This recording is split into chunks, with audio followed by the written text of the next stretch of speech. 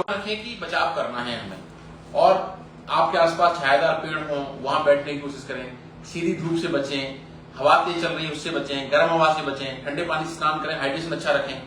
पानी की समस्या, लू तो ठीक है बट पानी की समस्या बहुत बड़ी है, जीव जंतु भी समस्या से ग्रसित हो रहे हैं। इसलिए मैं यहाँ एक मैसेज ये भी देना चाहूंगा कि जो बेजुबान पक्षी है, पशु हैं, उनके लिए मदद के लिए हम काम करें। उनके लिए हम लोगों को, चाहे परिंदे हो गए, अपने आसपास घर पर जलाशय बनाइए, जहां जो लोग उनको संरक्षित करनी, पानी को वेस्ट मत करिए। कहने का मतलब ये है पानी को जल संरक्षण के नियमों के लिए हमें कार्य करना होगा। इस बीच में मैं आपको बताता हूं कि अगर आपको कोई भी असहज महसूस होती है और आपको लगता है धूप से रिलेटेड, गर्मी से रिलेटेड है या कुछ भी है इस समय पर, तो आप तुरंत अपने चिकित्सक से परामर्श करिए, क्योंकि ये समस्याएं बड़ी भारी हो रही हैं और बड़ी समस्याएं क्रिएट कर सकती हैं एंड भयंकर बीमारियों का रूप, हीट स्ट्रोक, लकवे तक आ सकते हैं, पैरालाइज, बेहोशी तक हो सकती है इस गर्मी के कारण से।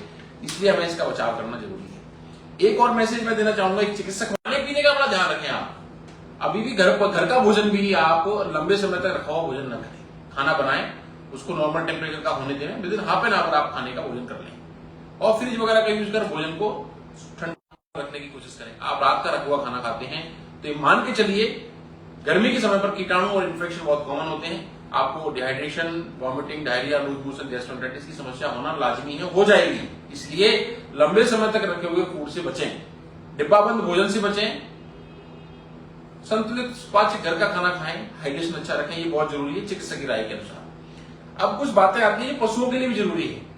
भारत एक कृषि प्रधान देश है, हमारी बहुत सारी अर्थव्यवस्था, हम सब किसान परिवारों से संबंध रखते हैं। पशु हमारे घर में हमारे बहुत अमूल्य हैं। पशुओं को भी ध्यान रखें कि उनको भी कोई दिक्कत नहीं हो जाए, वो भी जीव है, उसको भी लू की समस्या हो सकती है ना। इसलिए छायादार स्थानों पर रखें उनको, हवादार स्थानों पर रखें, हवा का वेंटिलेशन हो, हाइड्रेशन उनका प्रॉपर हो। 3-4 बार पानी पिलाएं पशु को, सुबह पानी पिलाएं, दोपहर में पिलाएं, रात को पानी पिलाएं। उनके पास पानी का भगोना या पानी का टांक रखा रहे तो बहुत जरूरी रहेगा उनका, और ठंडा पानी हो। पशुओं से काम ले रहे हो, जैसे फॉर एग्जाम्पल बैल हो गई, कोई हो गया, तो उसको 11 बजे से 4 बजे में कह रहा हूं, उससे भी काम न लें। आप भी न करें, अपने पशु को भी काम न करने दें, उसको आराम करने दें, स्पेशली 11 बजे से लेकर 4 बजे के बीच में। ये बहुत इंपॉर्टेंट चीज है। अब देखो, हमारे पशुओं के लिए जो छत होती है वो जनरली टीन शेड की बन जाती है। टीन शेड तपता है, इसलिए उसके ऊपर कुछ इस तरह का घास फूस और रख दें जिससे सीधी हीट वेव और कम जाए, जिससे उसको नुकसान नहीं हो। कोशिश संभव हो तो कूलर वगैरह, पंखे की व्यवस्था पशुओं के लिए भी हम कर सकते हैं। मवेशियों के ऊपर ठंडा पानी का छिड़काव कर सकते हैं, सुबह शाम उनको नहला सकते हैं। और अभी जो भोजन की व्यवस्था उनके लिए उचित करें, हरा घास, प्रोटीन वोटीन जैसे भी व्यवस्थाएं होती है पशुओं के लिए अच्छा करने की कोशिश करें। हमें उन बेजुबान पशु, अपने पालतू पशु, बच्चे, चाहे वो किसी भी रूप में हो, कुत्ता, बिल्ली, जानवर, जितनी भी मदद हो जाए, इन सब जीवों की मदद भी हमें इस लू के अंदर करनी है। क्योंकि जिस तरह ही मानव प्रजाति इस लू से ग्रसित हो रही है, अभी हम लोग परेशान हो रहे हैं, पशु पक्षी भी हमारे सहयोगी हैं, हमारे हर चीज में साथ रहते हैं, उनका भी जिम्मेदारी हमारी बनती है। तीसरी चीज मैं आपको एक प्रिवेंटिव मैसेज देना चाहूंगा। ये मैसेज आगे के लिए है। पहला मैसेज हमारा था जल संचयन, दूसरा मैसेज था हमारा वृक्ष लगाना, तीसरा मेरा है घर बनाते समय हमें ध्यान रखना। अगर आप लोग घर बना रहे हो, मैं कोई मैकेनिकल इंजीनियर या सिविल इंजीनियर नहीं हूं, पर मेरी जो समझ है उसके हिसाब से मैं आपको बताना चाहूंगा कि दीवारें हमारी मोटी होनी चाहिए, चौड़ी मोटी दीवारें बनाएं आप, जिससे क्या होगा, आप वो घर को ठंडा रखेंगे। जितनी मोटी दीवार होगी उतना ही हीट कम आएगी, ये रहेगा। दूसरी चीज आती है, नियमित दीवारों की बजाय कैविटी तकनीकी का उपयोग करें। स्टेट के बाद कैविटी स्टेट्स मत बनाएं। जालीदार दीवारें, लो वाली, उनके अंदर क्रॉस वेंटिलेशन के लिए खिड़की जंगले, जिससे कि हीट का, गर्मी का ट्रांसफरेंस होता रहे, वो रहे। दीवारों को रंगने के लिए मोटे चूने का, मिट्टी का उपयोग करें, जो पुराने जमाने के अंदर किलो महलों आप देख सकते हैं। वहां पर अभी कितनी, हम मंदिरों में जाते हैं कई बार, कितनी अच्छी हमें हवा लगती है, ठंड महसूस होती है। इस गर्मी में ये बड़ा ध्यान रखने वाला जरूरत है। कांच के इस्तेमाल से बचना चाहिए बिल्डिंग्स के अंदर जितना संभव हो, क्योंकि कांच मोटाई कम होती है, सीधी गर्मी प्रदान करता है घरों के अंदर। और कोशिश करें कि मकान बनाने से पहले, स्पेशली राजस्थान प्रदेश के अंदर गर्मी ज्यादा पड़ती है, तो हमारे मकान किस तरह से ऊष्मरोधी, इस हीट को एब्जॉर्ब करने वाले मकान बन सकते हैं, ये चीजें हमें फ्यूचर पर्सपेक्टिव से ध्यान रखनी होगी। पेड़ अधिक लगाएं, अपने मकानों को तरीके से बनाएं, क्योंकि हमारे यहाँ पर गर्मी अधिक पड़ती है, इसका हमें ध्यान रखना चाहिए। साथ में पशु पक्षियों के लिए और जल का संचयन, ये बहुत जरूरी है। अब सबसे बड़ी चीज है क्या न करें।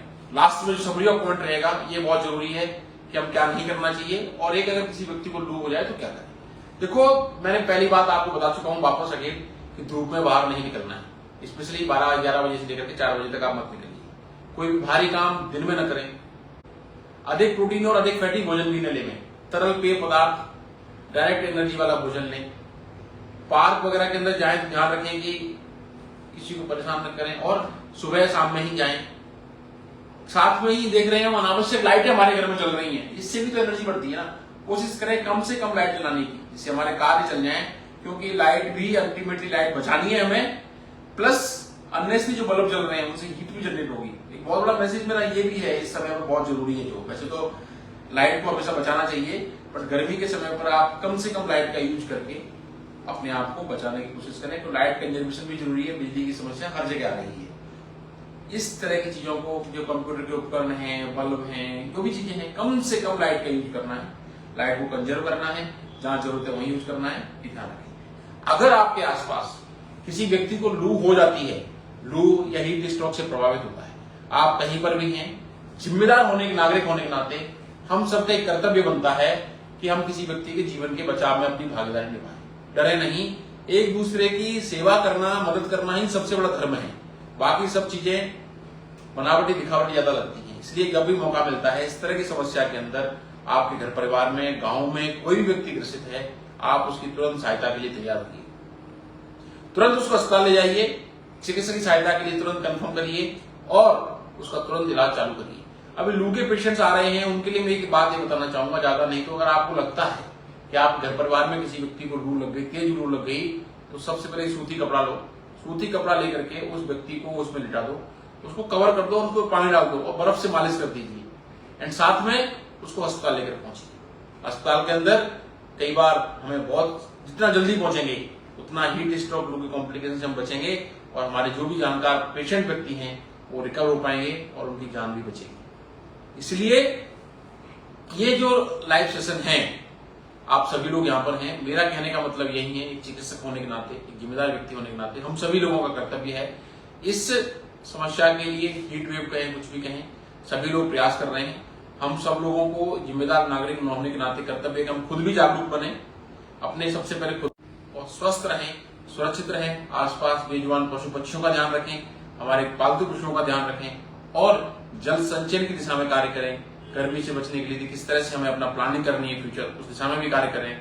जल संरक्षण, लाइट बचाओ, बिजली का सदुपयोग, साथ साथ हीट वेव, हीट स्ट्रोक और लू से बचने के लिए कार्य करें। इन्हीं सभी सूचनाओं के लिए आप सभी का हमारे साथ जुड़ने के लिए बहुत बहुत धन्यवाद और आभार। इतना ही कहूंगा, इस लाइव सेशन को पूरा देखें और इसको शेयर करें, जिसके कारण से यह सेशन सभी लोगों तक पहुंचे और इस लाइव इंफॉर्मेशन का लाभ सभी साथियों को मिले। सभी लोगों के लिए चिकित्सक होने के नाते ये चीज लाभदायक बने। धन्यवाद। आपके साथ आपका साथी चिकित्सक और मित्र doctor Ramkesh Parmar, consultant internal medicine, Jaipur, Rajasthan. नमस्कार।